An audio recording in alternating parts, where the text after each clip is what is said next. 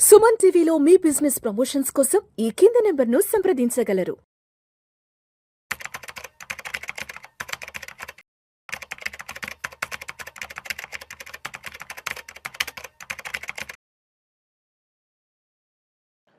ప్రేక్షకులకి మీ రామచంద్రమూర్తి నమస్కారాలు.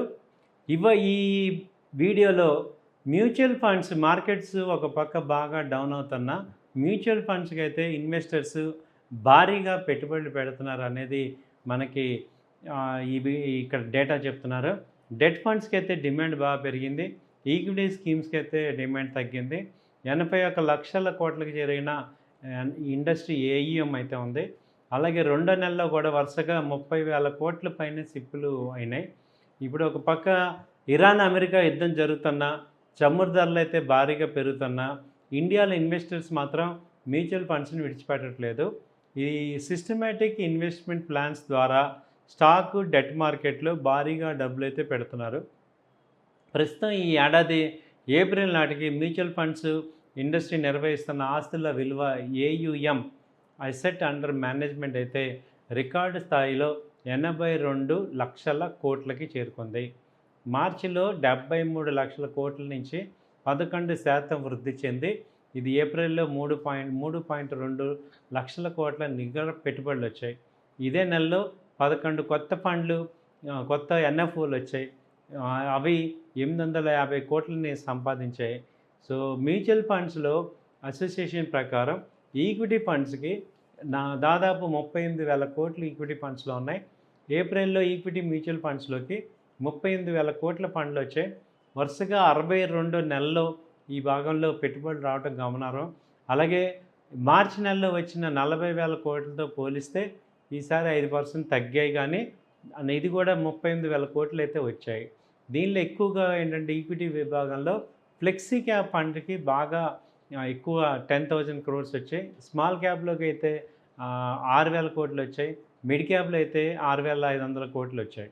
నెక్స్ట్ వచ్చి డెట్ ఫండ్లో అయితే రికార్డ్ ఇన్ఫ్లో అయితే ఉంది. డెట్ ఫండ్స్లోకి బాగా వచ్చాయి. కిందటి నెలతో డెట్ ఫండ్స్లు చూసుకుంటే 2.47 లక్షల కోట్లు వచ్చాయి. వీటిలో డెట్ ఫండ్ ఏఈఎం అయితే 16 లక్షల కోట్ల నుంచి 15% పెరిగి 19 లక్షల కోట్లకు చేరింది. సో లిక్విడ్ ఫండ్స్లో అయితే 1.2 లక్షల కోట్లు, ఓవర్నైట్ ఫండ్లు అయితే 31,000 కోట్లు, మనీ మార్కెట్ ఫండ్లు అయితే 20,000 కోట్లు జాయిన్ అయ్యాయి. తర్వాత గోల్డ్, సిల్వర్ ఈటీఎఫ్లో పెట్టుబడులు పెరుగుతున్నాయి.